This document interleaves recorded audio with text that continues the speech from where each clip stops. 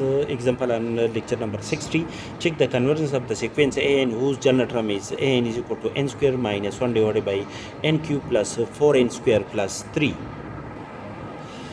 Apply limit a is n to infinity. We have limit n to infinity a n is equal to limit n to infinity n square minus 1 divided by n cube plus 4n square plus 3.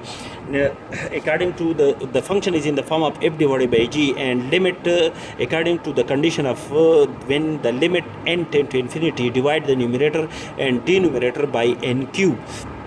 After the simplification, apply the limit to the numerator as well as to the denominator. Apply the limit to each of the term in the numerator as well as in the denominator, and after the calculation, 1 divided by infinity minus 1 divided by infinity divided by 1 plus 1 divided by infinity plus 3 divided by infinity is equal to 0 minus 0 divided by 1 plus 0 is equal to 0, which is not equal to plus or minus infinity.